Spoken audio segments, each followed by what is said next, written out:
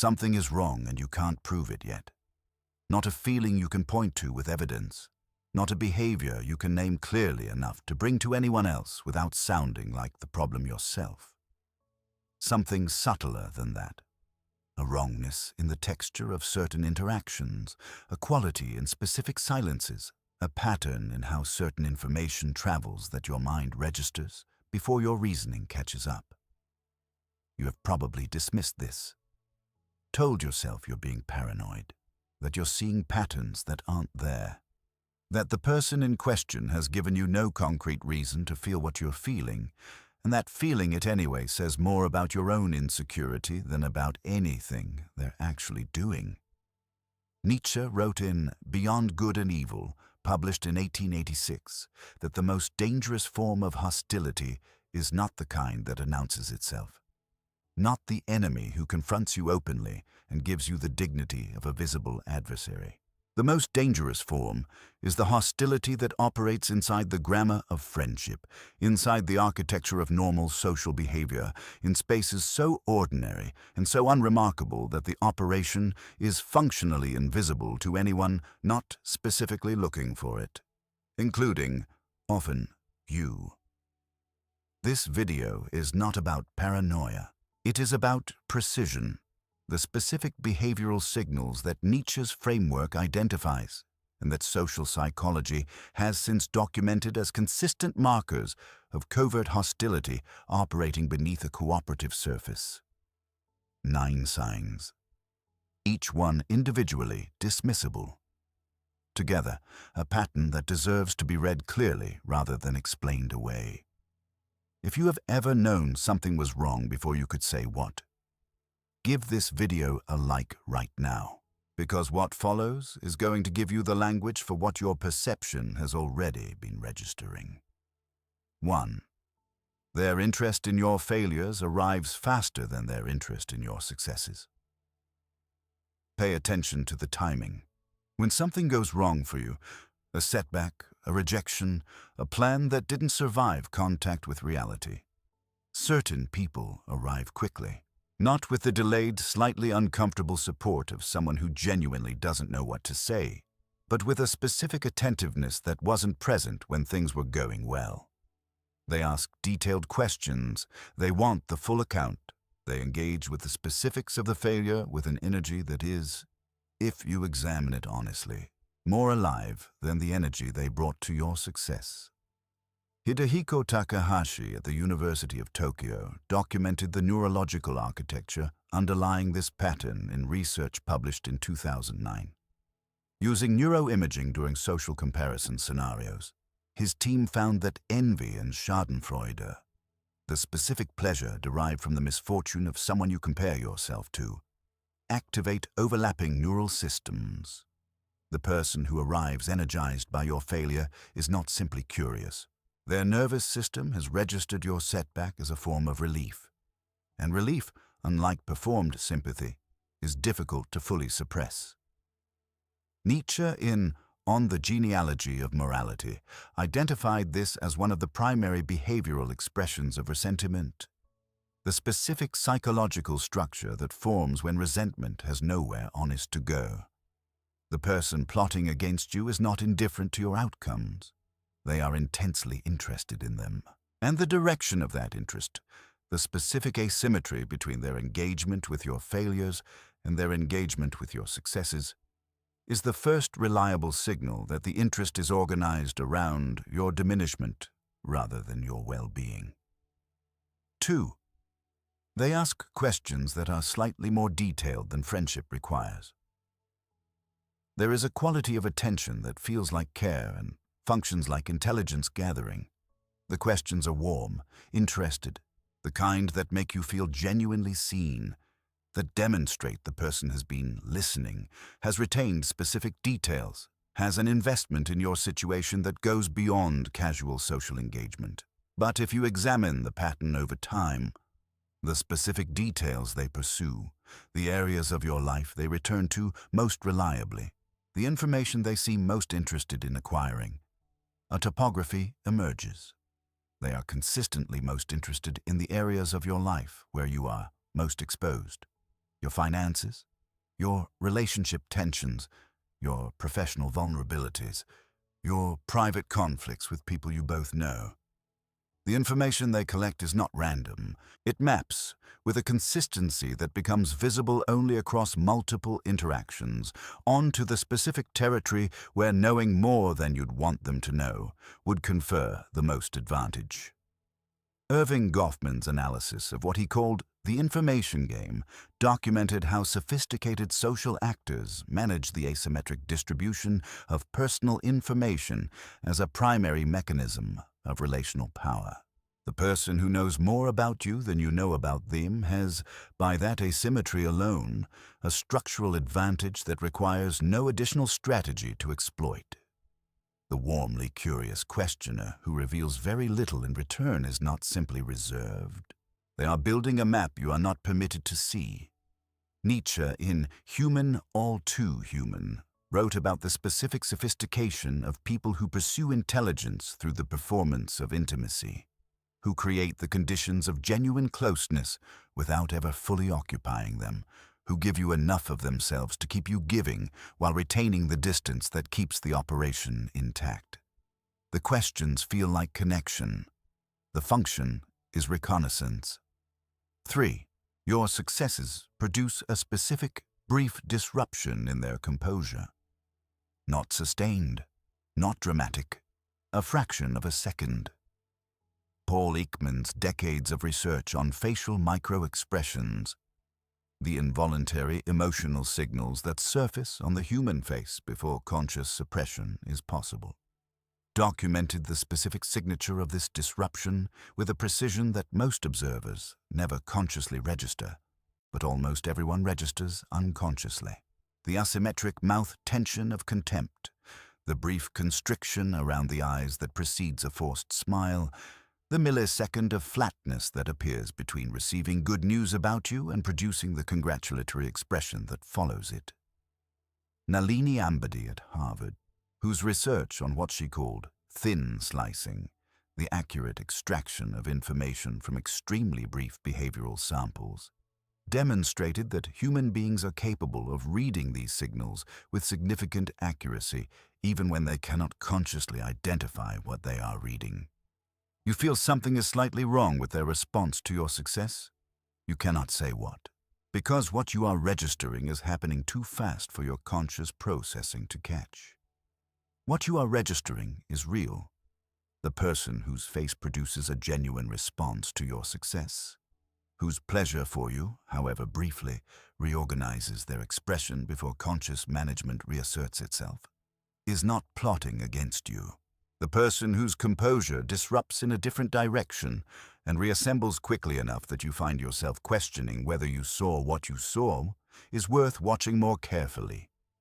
Nietzsche, in Beyond Good and Evil, wrote that the person who has learned to read what is actually there, rather than what the social performance is designed to present, has developed one of the rarest and most practically valuable capacities available to a human being.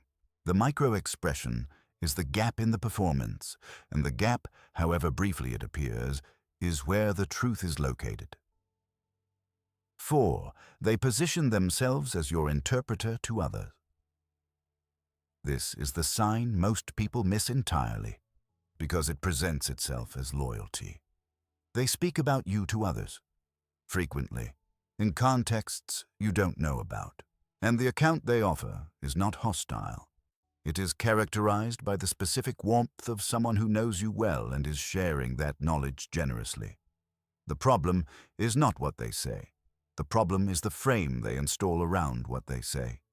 The interpretive context they provide that shapes how your behavior, your choices, and your character will be read by the people hearing it. They are establishing themselves as the authoritative interpreter of you. The person who understands your motivations most clearly, who has access to your genuine qualities in ways others don't, who is best positioned to explain why you do what you do. And because they have established this interpretive authority in advance, because the people around you have already received their version of who you are. When your behavior subsequently requires interpretation, the frame has already been set. Dasha Keltner at UC Berkeley, whose research on power dynamics documented how high-power individuals manage social environments through narrative control, identified this as one of the most effective operations available to someone seeking to establish dominance over another person's social position without appearing to do so. You're not being attacked. You are being interpreted, and interpretation, conducted systematically enough, in enough conversations you don't know are happening, is a form of control that requires no confrontation and leaves no fingerprints. Nietzsche, in Thus Spoke Zarathustra, wrote about the person who becomes your translator, who mediates between you and the world in ways that serve their account of you rather than your account of yourself, as one of the most dangerous presences you can have close to you, not because the translation is always wrong, because you are not in the room to correct it when it is. Think about someone in your life who speaks about you frequently to others, and ask yourself honestly whether the version of you in those conversations is the one you would recognize. Comment below, "I will speak for myself." Just that. Because the person who needs that sentence has been letting someone else do it for long enough. 5. They introduce doubt at the precise moment you need confidence. Timing is everything, and the timing of this sign is its most revealing feature. Before a significant presentation, a difficult conversation, an important decision, a moment when your confidence is the primary resource required, they say something. Not hostile, not even particularly negative. A question that sounds like care. A piece of information that sounds like preparation.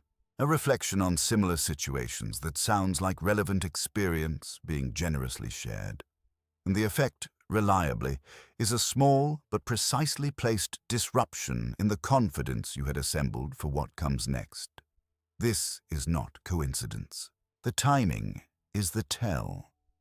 Robert Cialdini's research on influence documented the specific vulnerability of the pre-performance state, the window immediately before a significant action, when confidence is highest and therefore most susceptible to targeted disruption.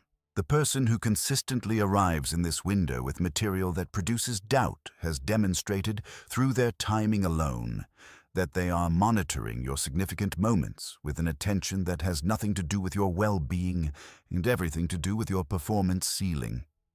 Nietzsche, in Twilight of the Idols, described this as one of the primary operations of what he called the will to power in its covert form, the expression of dominance not through direct competition, but through the management of the conditions under which the competitor operates. They are not beating you. They are ensuring that you do not perform at your best in the moments when your best performance would most clearly exceed theirs. The doubt is not incidental. It is the product. 6. Information you shared privately reaches people you didn't share it with. This one has the most concrete evidence and yet is the most commonly explained away. You told them something in confidence, not as a formal declaration of confidentiality, not with explicit instructions for non-disclosure. Just in the ordinary way that people share things with people they trust, because the relationship felt like the kind where sharing was safe. And later, not immediately, but eventually, you discover that the information has traveled, that someone who wasn't in the conversation knows something that could only have come from inside it. The explanation that follows is almost always available and almost always deployed. It came up naturally. I didn't think you'd mind. I forgot you hadn't told them. Each explanation is individually plausible. The pattern, across multiple instances of the same dynamic, is not. Nietzsche, in Human, All Too Human, wrote about the specific use of confidential information as a social instrument. The way knowing things about a person that others don't know confers a form of power that is most valuable when converted into social currency at the right moment, in the right context, with the right audience. The person who consistently struggles to retain your confidences is not forgetful. They are making continuous micro-decisions about what to do with information that has a value beyond the relationship in which it was shared. Your private information is a resource, and the person who cannot hold it, whose conversations consistently transform what you shared in trust into what others now know, is treating it as one. 7. They celebrate your plans enthusiastically and undermine them methodically. The enthusiasm and the undermining are not sequential. They are simultaneous, operating in different registers, in different spaces, through different channels. In your presence, the support is real enough to feel like the real thing. They are engaged with your plans, interested in the details, apparently invested in your success. The enthusiasm is warm enough that you leave the interaction with more confidence than you arrived with. In your absence, or in the margins of conversations you are nominally part of, something different operates. The question introduced to a mutual contact about whether you've thought through the risks. The mention to a relevant party of a previous time, something similar didn't work out. The framing of your plan to the people whose support you'll need in terms that are not hostile, but that are subtly less favorable than the framing you would have offered yourself. The clinical literature on dark triad personality profiles, research developed by Delroy Paulus and Kevin Williams at the University of British Columbia in 2002, examining the overlapping traits of narcissism, Machiavellianism, and psychopathy in non-clinical populations, identified this dual-channel operation as one of the most consistent behavioral signatures of high Machiavellian individuals, maintaining the face of support in direct interaction while systematically managing the environment against the person being supported. Nietzsche, in Beyond Good and Evil, wrote about this as the signature of what he called the most sophisticated expression of the will to power. The capacity to pursue an outcome without ever appearing to pursue it, to work against someone while maintaining the social position of working for them. The enthusiasm is not false. It is the front channel. The undermining is the back channel, and both are operating at the same time from the same person toward the same end. This channel exists outside the algorithm. No sponsorships, no brand deals, just research writing, and the belief that ideas sharp enough to change how you see yourself are worth protecting. If this is giving you language for something your perception has been registering without your reasoning being able to confirm it, consider supporting this work directly through the link in the description. Every contribution keeps this independent, and that independence is what makes this kind of precision possible. 8. Their generosity always positions you as owing something. Every gift has a specific quality. Some gifts are given and then released, offered freely, with no implicit ledger, no subsequent accounting for what the giving produced or failed to produce.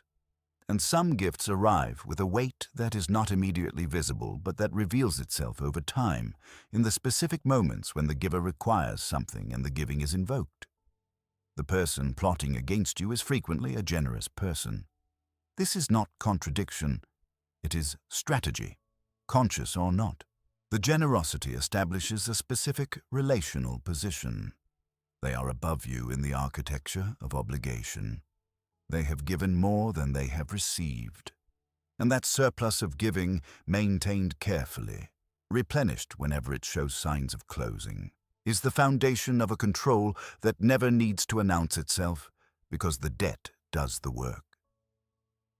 Roy Baumeister's research on indebtedness documented the specific psychological pressure produced by the experience of receiving significantly more than you have given, the discomfort of owing, the way that discomfort produces compliance in the debtor that a direct request would not reliably produce.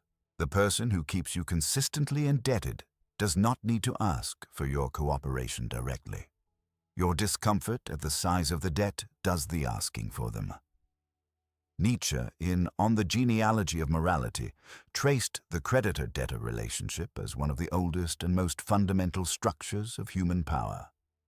The recognition that the person who controls what is owed controls the behavior of the person who owes it. The generosity that plots against you is not generous. It is an investment in a specific form of leverage, offered in the currency of care and collected in the currency of compliance at moments you didn't see coming. 9.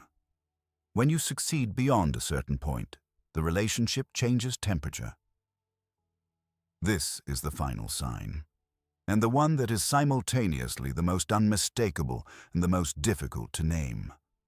There is a level of success, a specific threshold of visibility or achievement or independence, beyond which the relationship that had been warm becomes demonstrably cooler, not through any identifiable event, not as a response to something you did or said, simply as a function of where you now are relative to where you were, and what that relative position does to the arrangement the relationship depended on. Below the threshold, you were safe. You were the version of yourself that the relationship was built around, the one that could be positioned, interpreted, given to, questioned at the right moments, celebrated with an enthusiasm that cost nothing because the success being celebrated was not threatening anything. Above the threshold, the calculation changes. The generosity becomes less frequent. The interest becomes more pointed. The warmth, which was real enough to generate genuine trust, becomes something you have to work slightly harder to access. Nietzsche, in Thus Spoke Zarathustra, wrote about this temperature change as one of the most reliable diagnostics available for distinguishing genuine alliance from strategic proximity. The test being not how someone responds to your presence, but how they respond to your growth. The person who genuinely wants good things for you does not become cooler as you become more. The person whose interest in you was organized around a specific version of you, a version that served their needs, fit their narrative, operated inside a range that didn't challenge their position, cannot maintain the warmth when you exceed that range. The temperature change is the answer to the question you've been asking about the relationship, not the question you asked in the beginning, when things were warm and the answer seemed obvious. The question you've been asking since things shifted. The temperature change is the answer, and reading it accurately, however unwelcome, is significantly less costly than continuing to explain it away. Now the part that this conversation requires. Because across these 9 signs, there is something that belongs to you, something that the analysis of others' behavior cannot complete without examining.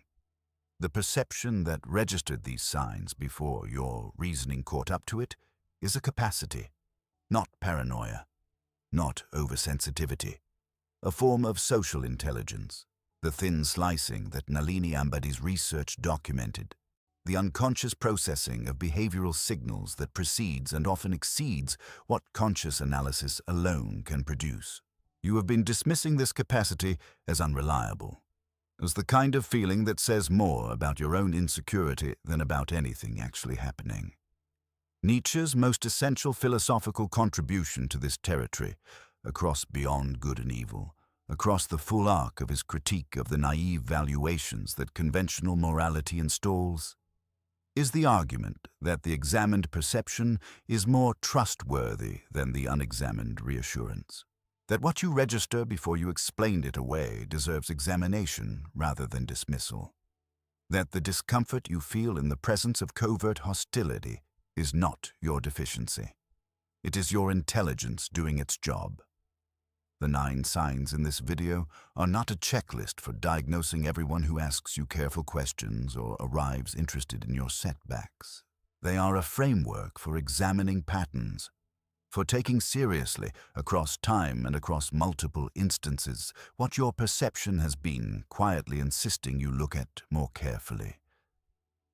Marco Aurelius in Meditations offered the practice that applies most directly here.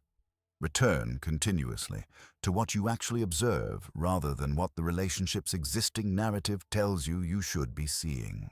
The person plotting against you is counting on the narrative, on the history of warmth, the record of generosity, the established identity of someone who would never do this, to continue doing the work of misdirection.